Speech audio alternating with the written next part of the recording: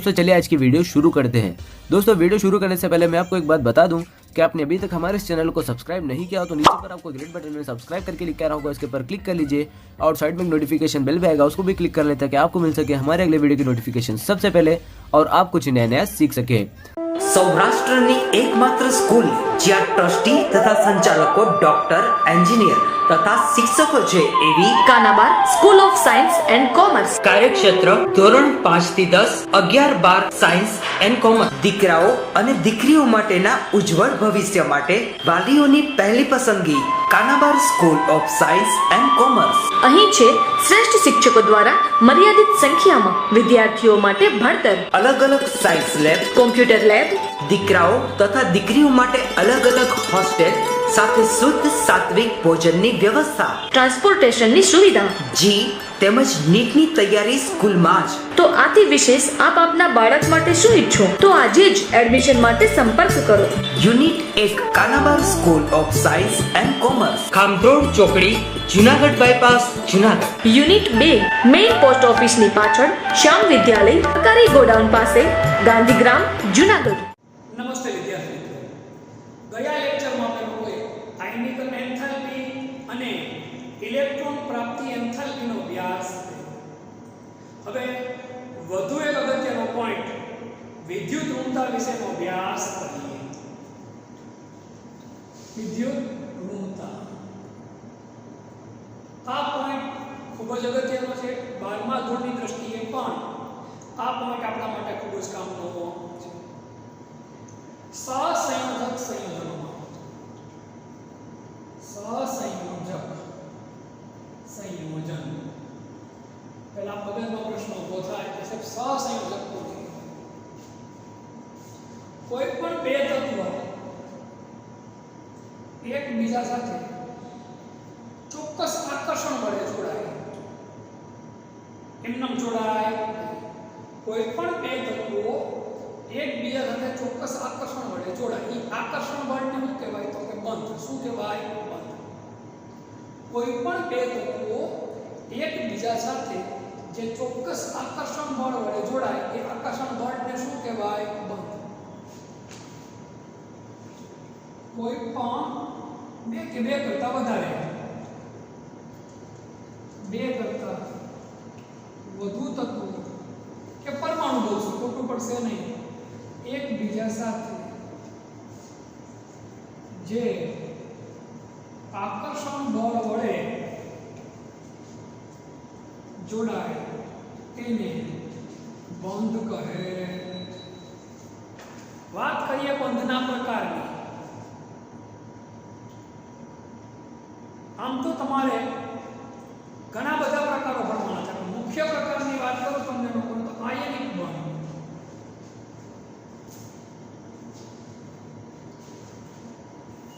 ઇલેક્ટ્રોનની આપલેથી બનતા બંધને આયોનિક બંધ કહે છે। ઇલેક્ટ્રોનની આપલેથી બનતા બંધને આયોનિક બંધ કહે છે। એક તત્વ ઇલેક્ટ્રોન આપે અને બીજો તત્વ ઇલેક્ટ્રોન શું કરે? લઈ લે, તો એને કયો બંધ કહેવાય? આયોનિક બંધ। દાખલા તરીકે મેગ્નેશિયમની ઓક્સિજન સાથે પ્રક્રિયા કરાવો તો મેગ્નેશિયમ ઓક્સાઇડ બને। મેગ્નેશિયમ પાસે કેટલા ઇલેક્ટ્રોન હોય? 12, 2, 8, 2। ઓક્સિજન પાસે કેટલા ઇલેક્ટ્રોન હોય? 8, 2 અને 6। કેટલા ઓક્સિજન છે? 2। મેગ્નેશિયમે કેટલા લીધા? 2। આ 2 ઇલેક્ટ્રોન પોતાના કોને આપી દે? ઓક્સિજન। આ આપે અને આ લે, એટલે એને કયો બંધ કહેવાય? આયોનિક બંધ। કયો બંધ કહેવાય? આયોનિક બંધ તરીકે આપણે બધા ઓળખીએ છીએ। બીજો એક પ્રકાર છે સહસંયોજક બંધ। કયો બંધ? તો કે સહસંયોજક બંધ। આ બધું આગળ અભ્યાસમાં તમારે આવવાનું જ છે, એટલે અત્યારે વધુ ડિટેલમાં હું જતો નથી। ચોથા પાઠની અંદર આ બધી માહિતીઓ છે, પણ અત્યારે થોડું ઘણું ઉપર છેલ્લું ભણી લે, તમને આઈડિયા કે આ સહસંયોજક એટલે શું। હવે આપણો આના પછીનો પોઈન્ટ છે સહસંયોજક બંધ.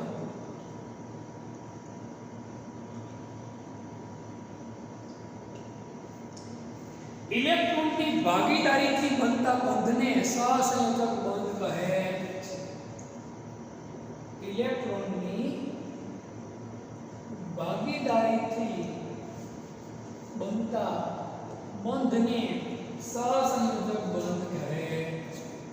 જો અહીંયા આપ લે છે અને અહીંયા શું છે ભાગીદારી. ભાગીદારીનો અર્થ આપણને ખબર હોય. આપણે ઘણા લોકો વચ્ચે ભાગીદારી જોયું હોય. કંપનીમાં ભાગીદાર હોય, દુકાનમાં ભાગીદાર હોય, વેપાર કોઈ પણ કરતા હોય ભાગીદાર રહે છે. ખેડૂત લોકો ખેતીમાં ભાગીઓ રાખતા હોય. એમ અહીંયા ઇલેક્ટ્રોનની ભાગીદારીથી બનતા બંધને કયો બંધ કહેવાય? સહસંયોજક બંધ. દાખલા તરીકે O2 ઓક્સિજન અને ઓક્સિજન વચ્ચે ઇલેક્ટ્રોનની ભાગીદારી થાય. Cl2 ક્લોરીન અને ક્લોરીન વચ્ચે ઇલેક્ટ્રોનની ભાગીદારી આમાં થાય.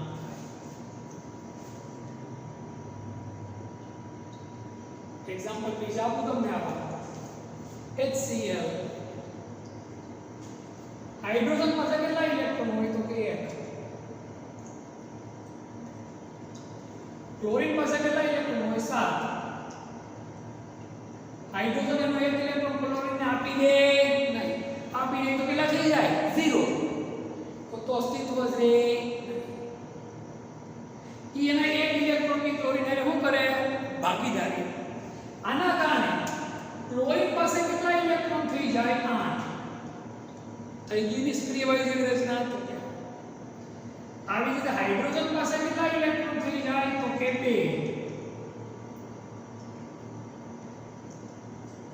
થઈ ગઈ નિષ્ક્રિય વાયુની રચના. આને શું કહેવું કહેવાય? ભાગીદારી. શું કહેવું કહેવાય? ભાગીદારી. તો ઇલેક્ટ્રોનની ભાગીદારીથી બનતા બંધને કયો બંધ કહેવાય? સહસંયોજક બંધ. સહસંયોજક બંધ ધરાવતા સંયોજનોને કયા સંયોજનો કહેવાય? સહસંયોજક સંયોજન તરીકે ઓળખીએ છીએ. સમજો, સહસંયોજક બંધ ધરાવતા સંયોજનોને સહસંયોજક સંયોજનો કહે છે. સહસંયોજક બંધ ધરાવતા સંયોજનોને સહસંયોજક સંયોજનો તરીકે ઓળખવામાં આવે છે. સમજાણી વાત આખી? આ શબ્દ મેં તમને સમજાવું વિદ્યુત સમજાયું નથી. આ બે પોઈન્ટ કામના પોઈન્ટ છે. આગળ અભ્યાસમાં આવવાના છે. સ્ક્રીનશોટ લઈ લો અને વ્યવસ્થિત રીતે સમજી લો. પછી આનો ડિટેલમાં અભ્યાસ આપણે પાછો ત્યારે કરશું આગળ.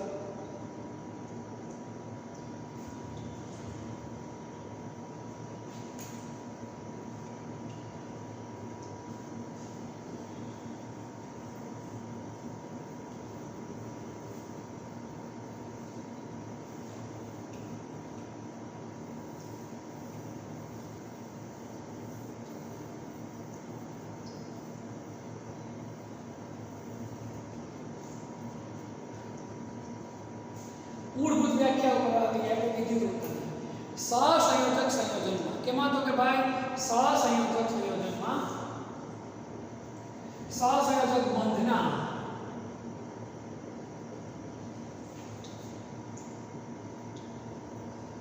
ઇલેક્ટ્રોન યુગ્મને પોતાની તરફ ઇલેક્ટ્રોન યુગ્મને પોતાની તરફ આકર્ષવાની પરમાણુની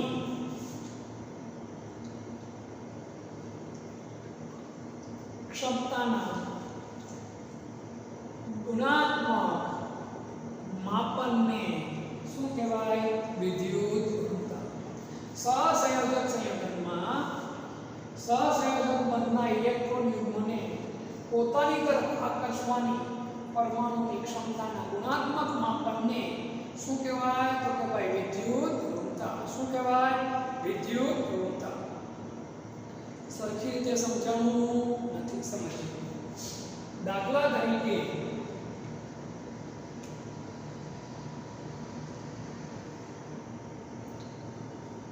HCl નું ઉદાહરણ લઈએ. HCl HCl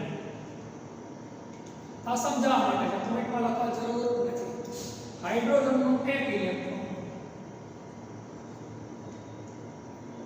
ક્લોરીનના એક ઇલેક્ટ્રોન સાથે શું બનાવે? સહસંયોજક બંધ બનાવે. નવું સંયોજન બની ગયું હાઇડ્રોક્લોરિક એસિડ. નિયમ મુજબ આ બંને ઇલેક્ટ્રોન વચ્ચે ભાગીદારી થાય એટલે હાઇડ્રોજન પાસે કેટલા ઇલેક્ટ્રોન થઈ ગયા? 2. ક્લોરીન પાસે કેટલા ઇલેક્ટ્રોન થઈ ગયા? તો કે ભાઈ 8. કેટલા થઈ ગયા? 8. હવે ખરેખર બંને એક ઇલેક્ટ્રોનની શું કરી? ભાગીદારી. પણ અહીંયા ક્લોરીન છે આ ઇલેક્ટ્રોનને પોતાની તરફ વધારે આકર્ષે. આ ઇલેક્ટ્રોનને પોતાની તરફ વધારે શું કરે? આકર્ષે. એની આકર્ષવાની ક્ષમતા શું છે? વધારે. આ ઇલેક્ટ્રોન આની તરફ ખેંચાય. જેટલો વધુ ખેંચાય એટલી વધારે ક્લોરીનની શું કહેવાય? વિદ્યુત ઋણતા. સમજો સહસંયોજક સંયોજન છે. સહસંયોજક બંધના ઇલેક્ટ્રોન યુગ્મ. આ સહસંયોજક બંધનું ઇલેક્ટ્રોન યુગ્મ એટલે જોડકું, બે ભેગા યુગ્મને પોતાની તરફ આકર્ષવાની, પોતાની બાજુ શું કરે? ખેંચે. પરમાણુની ક્ષમતા માપનને શું કહેવાય? વિદ્યુત ઋણતા. બહુ સાદી ભાષા વાત કરું, તમે બે મિત્રો પાર્ટનરશિપમાં એક સરસ મજાની કાર લો છો. કારની કિંમત દાખલા તરીકે વાત કરીએ 10 લાખ રૂપિયા છે. 5 લાખ તમે દીધા, 5 લાખ તમારા મિત્રએ આપ્યા. બે 5 લાખ રૂપિયા ખર્ચી 10 લાખ સરસ મજાની કાર લીધી. પણ નિયમ એવો થાય કે બંને કેવી થઈ? પાર્ટનર. એક દિવસ આ હાકે, એક દિવસ આ હાકે, અથવા અમુક કલાક આ હાકે ગાડી, અમુક કલાક આ હાકે. એને બદલે કોઈ એક જ વ્યક્તિ પોતાની પાસે ગાડી રાખે તો મોટા ભાગનો ટાઈમ ગાડી એકની પાસે પડી રહી તો એ બે કારણોસર પડી રહી.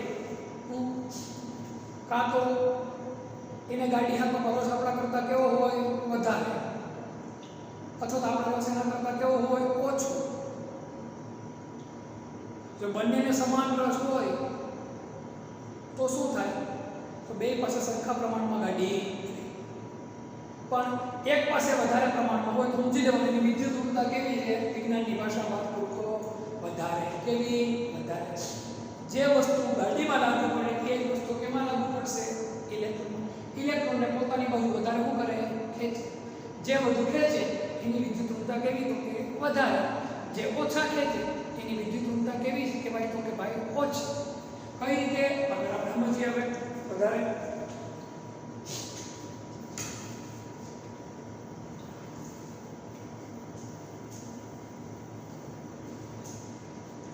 વિદ્યુત ઋણતાનું માપન એટલું બધું સહેલું છે નહીં.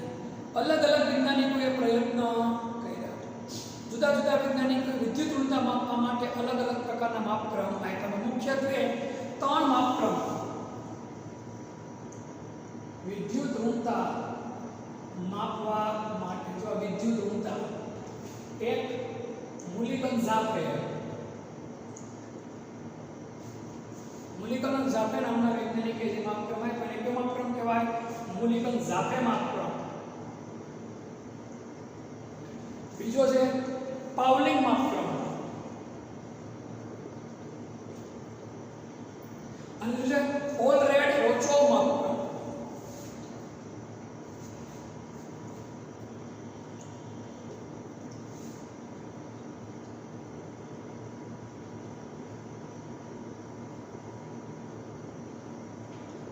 આ 3 માપક્રમનો મુખ્યત્વે ઉપયોગ થાય.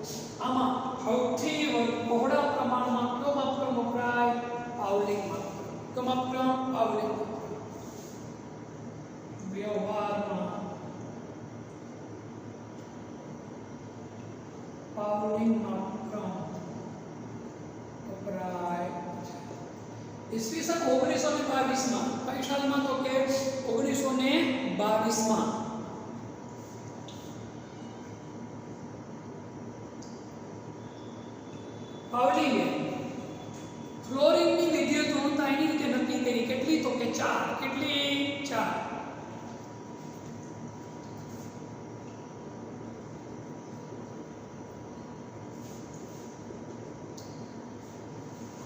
વૈજ્ઞાનિકે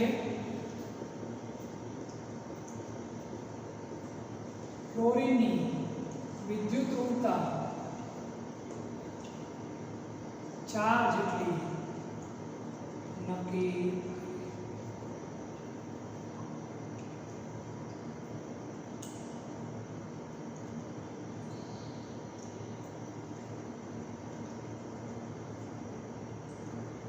ચાર આ ખાસ યાદ રાખજો. કેટલી?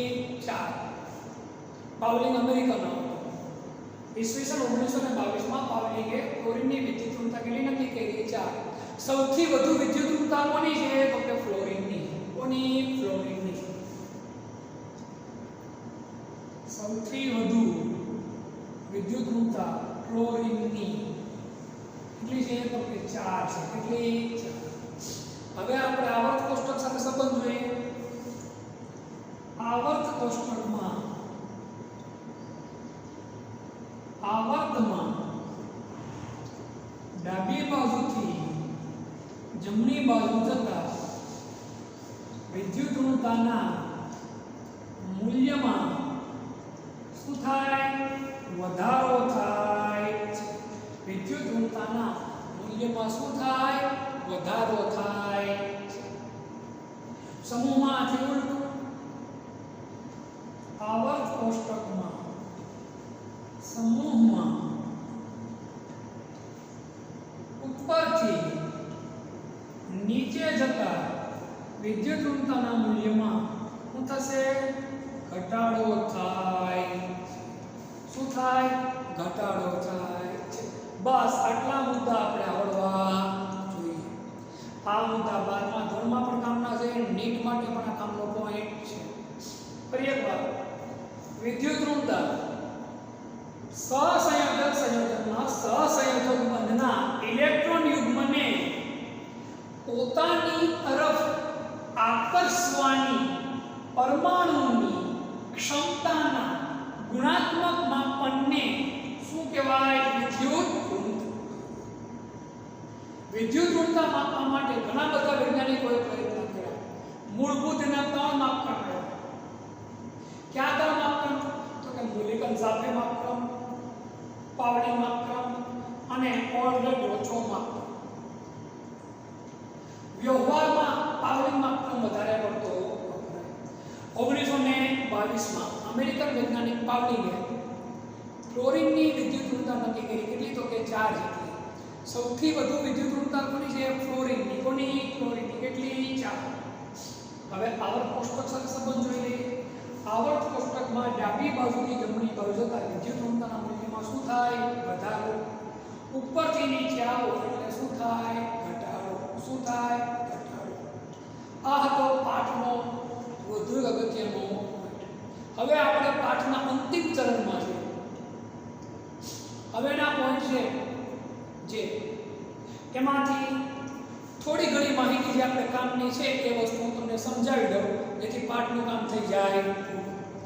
આવર્ત કોષ્ટક સાથે તત્વના ટોટલ 13 થી 14 ગુણધર્મો સંબંધ ધરાવે. પણ આપણે અત્યારે માત્ર કેટલા સંબંધો બન્યા? તો કે 5. એમાંય 4 જ ગણવાના હતા. આની રીતે તો જોવાનું રહેતું નથી.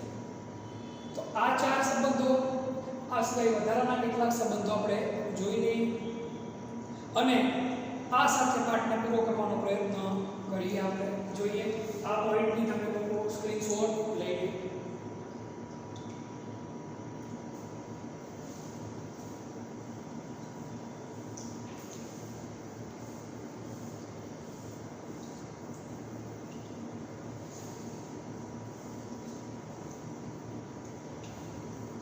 હવેના જે પોઈન્ટ છે એના માટે આપણે આવર્ત કોષ્ટકની થોડી જરૂર પડશે. બનાવી નાખીએ.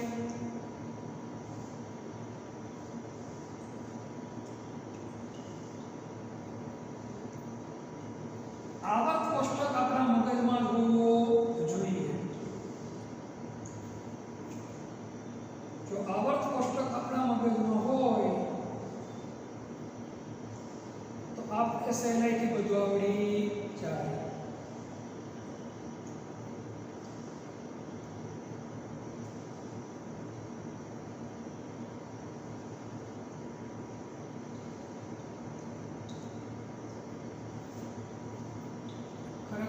હાઇડ્રોજનનું સ્થાન અહીંયા વચ્ચે આવે એ આપણે અત્યારે ભણતા નથી, તે નોર્મલ રીતે જ લઈ લઈએ.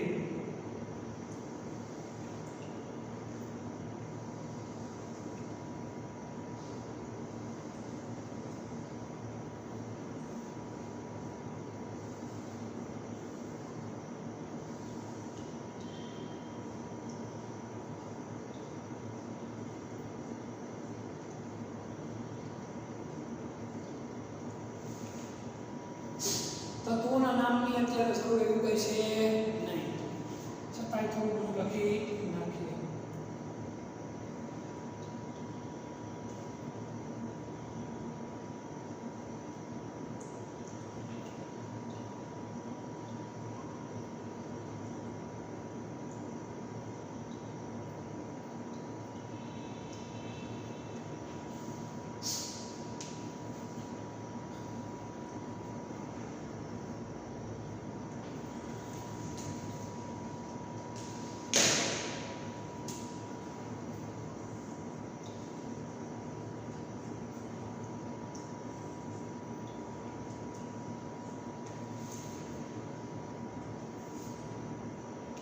આ છે આવર્ત, આ છે આ મેં આવર્ત કોષ્ટક બનાવ્યા. આને આધારિત હવે આપણે કેટલાક ગુણધર્મો જોઈ લઈએ આવર્ત કોષ્ટક આધારિત.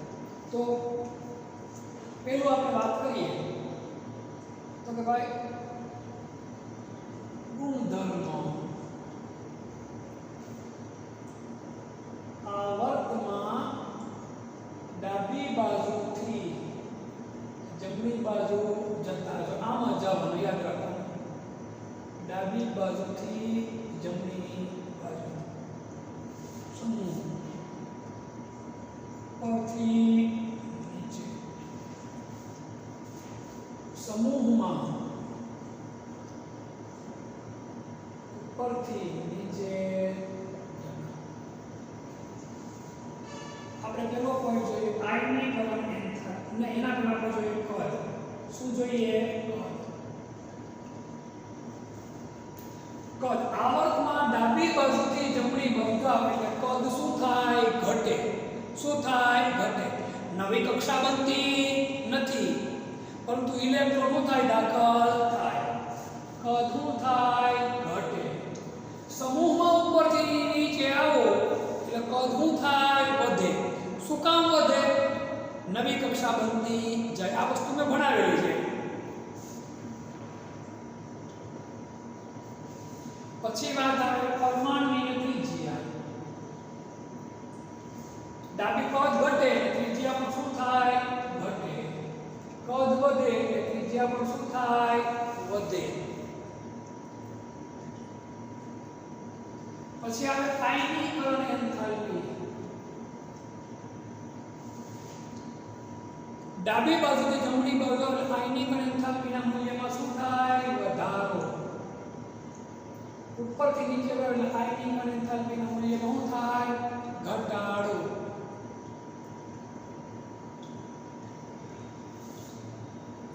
પછી આવશે વિદ્યુત ઋણતા. ડાબી બાજુ જમણી બાજુ આવે એટલે વિદ્યુત ઋણતાના મૂલ્યમાં શું થાય? વધારો. ઉપરથી નીચે આવે એટલે શું થાય? ઘટાડો. ધાત્વીય ગુણ. જેમ જેમ આવર્તમાં ડાબી બાજુ જમણી બાજુ તત્વ કેવા થતા જાય? અધાતુ. ધાત્વીય ગુણમાં શું થાય? ઘટાડો.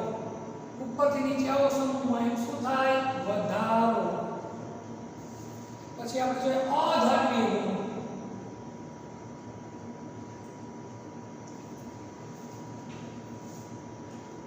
ડાબી બાજુ જમણી બાજુ શું થાય? વધારો. સમૂહમાં ઉપર નીચે શું થાય? ઘટાડો. તો આ પોઈન્ટ આપણે ખબર હોવી જોઈએ. આવા બીજા હજી 7 થી 8 ગુણધર્મો છે, પણ જ્યારે આપણે રૂબરૂ થશું સામસામા ત્યારે હું તમને ગુણધર્મો સમજાવીશ, જે નીટ માટે પણ કામના થશે, નીટ જેડબલઈ માટે પણ ઉપયોગી સાબિત થશે. અત્યારે આટલી વસ્તુ આપણા મગજમાં હોવી જોઈએ. જો આટલી વસ્તુ ક્લિયર હોય, આવર્ત કોષ્ટક મગજમાં બેસેલું હોય, તો કોઈ પણ તત્વના કદ, ત્રિજ્યા, આયનીકરણ એન્થાલ્પી, વિદ્યુત ઋણતા, ધાત્વીય ગુણ, અધાત્વીય ગુણ વગેરેનો સંબંધ તમે નક્કી કરી શકો.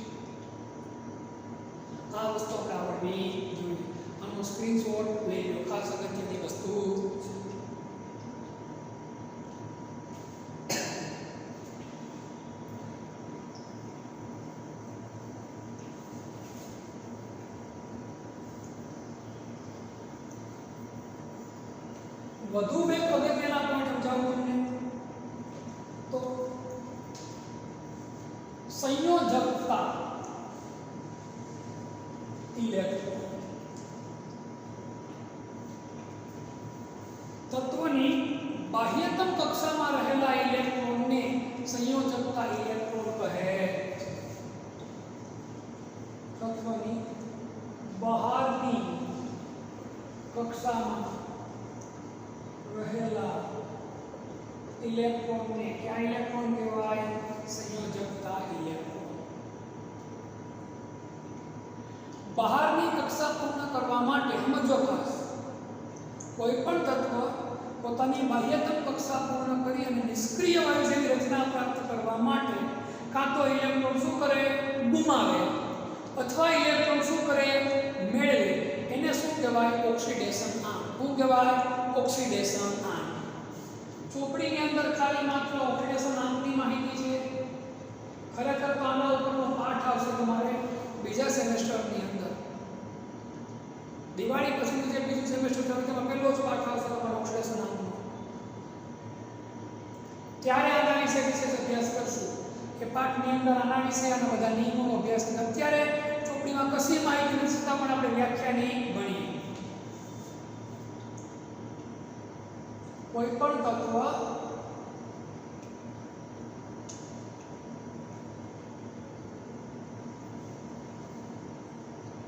નિષ્ક્રિય વાયુ જેવી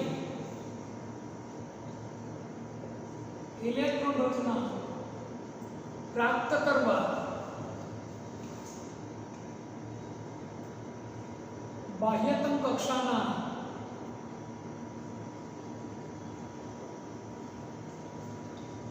ઇલેક્ટ્રોન ગુમાવે અથવા ઇલેક્ટ્રોન શું કરે?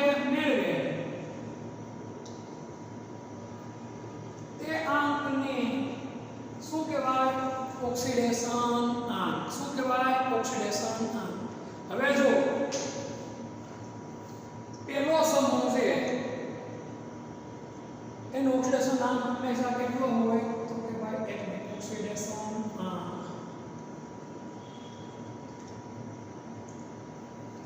સમૂહ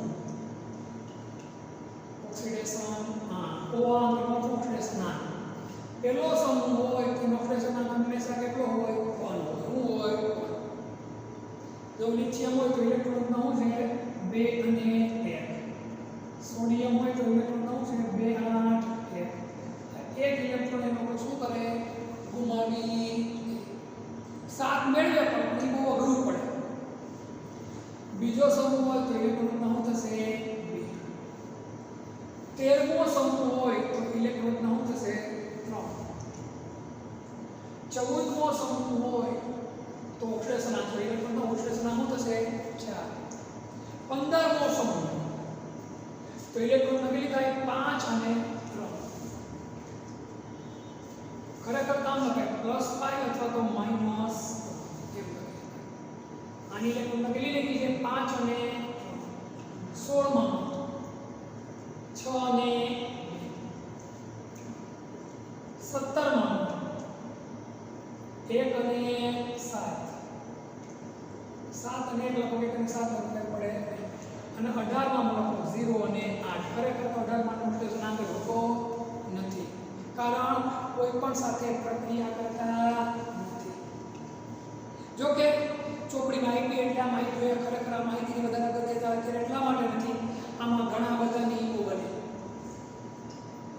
વચ્ચેના તત્વોમાં શું હોય, પોઝન હોય એ જોવાની બાકી છે. આમાં પણ ક્યારે ઓક્સિડેશન આંકમાં ફેરફાર થાય એ બધી વસ્તુનો અભ્યાસ બીજા સેમેસ્ટરમાં કરવાનો થશે. અત્યારે એમાં કંઈ ડિટેલમાં જવાની જરૂર નથી. એટલે આ પોઈન્ટને કદાચ તમે અત્યારે યાદ ન રાખો તો પણ ચાલે.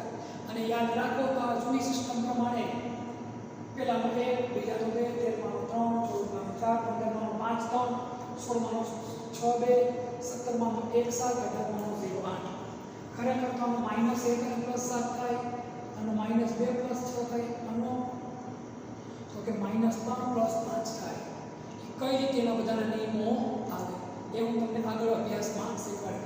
અત્યારે આ પાઠની દ્રષ્ટિએ કોઈ વસ્તુ કામની આપણે નથી. આ સેમેસ્ટરમાં પણ એની માહિતી આવતી નથી એટલા માટે. હવે વધુ આવર્ત કોષ્ટક સાથેનો એક અગત્યનો ગુણધર્મ આપણે ભણીએ.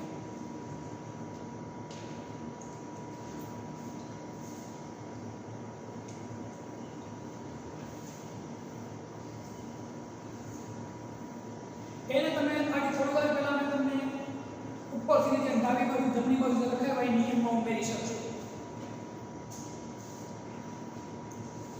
આ ધાતુ તત્વો ક્યાં તત્વો કહેવાય? ધાતુ તત્વો. ધાતુઓના ઓક્સાઇડ હંમેશા કેવા હોય? બેઝિક. યાદ રાખજો. ધાતુઓના ઓક્સાઇડ બેઝિક હોય છે. અધાતુઓના ઓક્સાઇડ એસિડિક હોય છે. આ ખબર હોવી. ધાતુઓના ઓક્સાઇડ કેવા હોય? બેઝિક. અને અધાતુના ઓક્સાઇડ કેવા હોય? એસિડિક. અહીંયા ધાતુ આગળ જાય એટલે શું થઈ જાય? અધાતુ. એટલે આવર્તમાં ડાબી બાજુથી જમણી બાજુ તમે જાઓ એટલે એસિડિકતામાં શું થાય? વધારો. અને બેઝિકતામાં શું થાય? ઘટાડો. એ પોઈન્ટ આપણે લખી નાખીએ. ગુણધર્મ આવર્તમાં ડાબી બાજુથી જમણી બાજુ, સમૂહમાં ઉપરથી નીચે. આ પોઈન્ટ લખી નાખીએ. આગળ અભ્યાસમાં કામ છે. પેલું તો વાત કરીએ આપણે કોની? તો કે બેઝિકતાની. આની બેઝિકતા વધારે, એના કરતાં ઓછી આની, એથી ઓછી આની, એથી ઓછી આની. ક્રમશઃ બેઝિકતા શું થાય? તો કે ઘટે. સમૂહમાં ઉપર નીચે ધાતુય ગુણ વધે, બેઝિકતામાં શું થાય? વધારો. એસિડિકતા ક્રમશઃ એસિડિકતા શું થાય? વધે. બેઝિકતા ઘટે એટલે એસિડિકતા વધે. અને ઉપરથી નીચે આવો એમ એસિડિકતા શું થાય? ઘટે. શું થાય? ઘટે. આ પોઈન્ટ વેરી. હવે તમને એમ થાય સાહેબ અર્ધધાતુ તત્વોના ઓક્સાઇડ કેવા હોય? હું જરાક એ સમજ તમને આપી દઉં. ધાતુઓના ઓક્સાઇડ કેવા હોય? બેઝિક. એક્ઝામ્પલ તમને આપું. તમને MgO, Na2O. અધાતુના ઓક્સાઇડ કેવા હોય? તો એસિડિક. SO2, પછી Cl2O7. આ સિવાય બીજા બે પ્રકારના ઓક્સાઇડ, એક તટસ્થ ઓક્સાઇડ અને એક ઉભય ગુણધર્મી ઓક્સાઇડ. તટસ્થ ઓક્સાઇડ. તટસ્થ ઓક્સાઇડના ઉદાહરણ તમને CO, carbon monoxide NO, N2O. આ કેવા ઓક્સાઇડ છે? તટસ્થ. અને વર્ધક ઓક્સાઇડ છે ઉભય ગુણધર્મી ઓક્સાઇડ.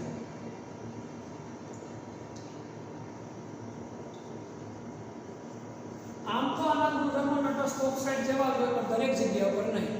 ઉદાહરણ હું તમને Al2O3, As2O3. ઉભય ગુણધર્મી ઓક્સાઇડ કોને કહેવાય? જે ઓક્સાઇડની એસિડ સાથે પ્રક્રિયા કરો તો ઓક્સાઇડ કોના તરીકે વર્તે? બેઝિક તરીકે. બેઝ સાથે પ્રક્રિયા કરો તો ઓક્સાઇડ કોના તરીકે વર્તે? એસિડિક તરીકે.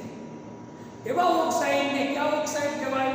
ઉભય ગુણધર્મી ઓક્સાઇડ કહેવાય. આમાં જો પરિવાર જે ઓક્સાઇડની એસિડિક માધ્યમમાં બેઝિક તરીકે વર્તે અને બેઝિક માધ્યમમાં કોના તરીકે વર્તે? એસિડ તરીકે વર્તે. એવા ઓક્સાઇડને કયા ઓક્સાઇડ કહેવાય? ઉભય ગુણધર્મી ઓક્સાઇડ તરીકે ઓળખીએ છીએ. કયા ઓક્સાઇડ તરીકે ઓળખીએ? ઉભય ગુણધર્મી ઓક્સાઇડ તરીકે ઓળખીએ છીએ. આ બંને ઉભય ગુણધર્મી ઓક્સાઇડના નામ આનો અને આ આપણને ખબર હોવી જોઈએ. આગળ 12માં પણ આ પોઈન્ટ કામના સ્ક્રીનશોટ આનો પણ કર્યો. પછી લાસ્ટ પોઈન્ટ જરા બાકી છે કરી નાખીએ પૂર્ણ. હવે આવર્ત કોષ્ટકમાં દરેક જગ્યા પર એક સરખો સંબંધ હોય એ જરૂરી નથી. કેટલીક જગ્યાઓ પર વિસંગતતા જોવા. દાખલા તરીકે લિથિયમની વાત કરું છું. કોની વાત કરું છું ને લોકોને? લિથિયમ. હવે જે પોઈન્ટ કહું છું એ પોઈન્ટ ત્યારે તમે એસ વિભાગના તત્વો ભણશો, પી વિભાગના તત્વો ભણશો, ડી વિભાગના ભણશો, એફ વિભાગના ભણશો, ત્યારે આ બધી વસ્તુ તમારે ભણવાની થશે. પણ જો અત્યારે આવડશે થોડું ઘણું તો ત્યારે આ બધી વસ્તુ પડી જશે એકદમ સહેલી.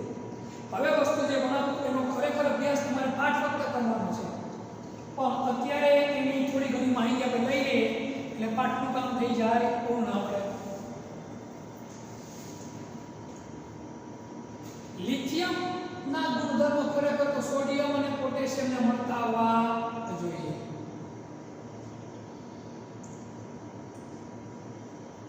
લિથિયમના ગુણધર્મો કોને મળતા આવવા જોઈએ? Sodium, potassium.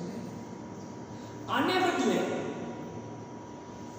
લિથિયમના ગુણધર્મો ખરેખર મળવા કોને કરવા જોઈએ? કે ભાઈ સોડિયમ અને પોટેશિયમને મળવા જોઈએ. એને બદલે એના ગુણધર્મો કોને મળતા આવે છે? મેગ્નેશિયમ. લિથિયમના ગુણધર્મો કોને મળતા આવે છે? મેગ્નેશિયમ. મળતા આવવા જોઈએ કોને? સોડિયમ અને પોટેશિયમ. એને બદલે મળે છે કોને? મેગ્નેશિયમ. તો આવા સંબંધને કયો સંબંધ કહેવાય? વિકર્ણીય સંબંધ.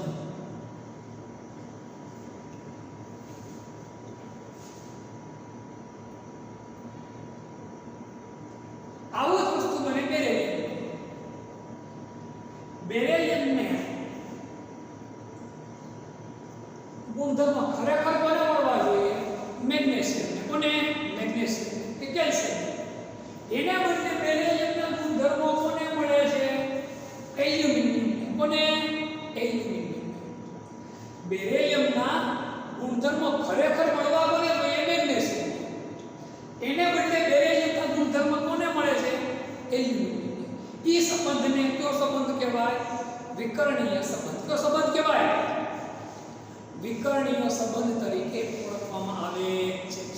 ક્યાં ગુણધર્મો મળે એ તમને જ્યારે એસ વિભાગના તત્વો પાઠ સમજાવશો ત્યારે તમને બધી વસ્તુ ક્લિયર કરાવશો.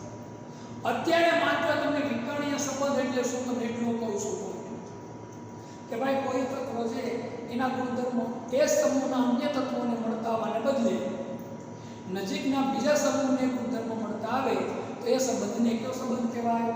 વિકર્ણીય સંબંધ. વ્યાખ્યા અત્યારે નથી આપેલી છતાં આપણે લખી નાખીએ. કોઈ તત્વના ગુણધર્મો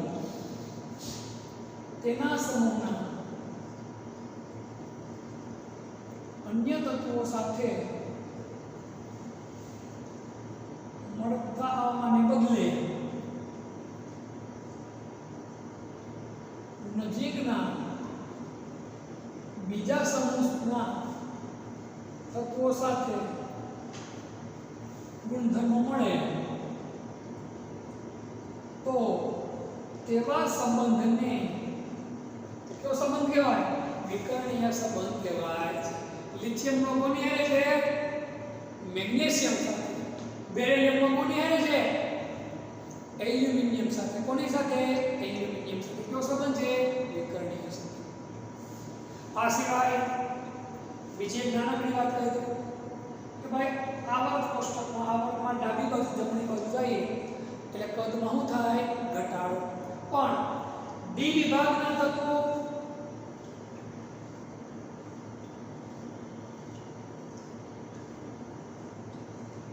અને એફ વિભાગના તત્વોમાં કદમાં અત્યંત નહિવત ઘટાડો થાય છે. ડી કક્ષક અને એફ કક્ષક એની જે પેટા કક્ષકો છે એની વચ્ચેનું અંતર કેવું છે? ખૂબ જ ઓછું. છતાં એનો વિસ્તૃત અભ્યાસ આપણે જ્યારે ડી બ્લોકના તત્વો અને એ બ્લોકના તત્વો કરશું અભ્યાસ કરશું ત્યારે વધારે પડશે. આ પાઠની અંદર સૌથી અગત્યની બાબતોમાં મેન્ડેલિફનો આવર્ત નિયમ, આધુનિક આવર્ત કોષ્ટકનો નિયમ, 100 કરતાં વધુ તત્વો, વધુ પરમાણુ ક્રમાંક ધરાવતા તત્વોનું નામકરણ, ત્યારબાદ આવર્ત કોષ્ટકને જે 4 વિભાગમાં વહેંચવામાં આવ્યું S, T, D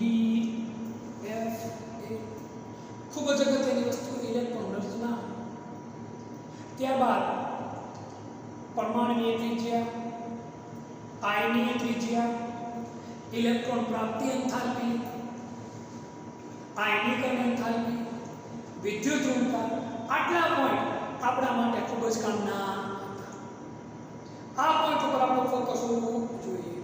નીટની દ્રષ્ટિએ પણ આ બધા જ પોઈન્ટ કામના હતા. સરખી રીતે આ પાઠનું રિવિઝન કરવાનું અને વ્યવસ્થિત રીતે આપણે પાકો કરવાનો પ્રયત્ન કરો. કોઈ પણ જગ્યા ઉપર તમને લોકોને પ્રશ્ન ઊભો થાય, સંસ્થા નંબર ઉપર માહિતી તમે આપો એટલે તમને જવાબ આપવામાં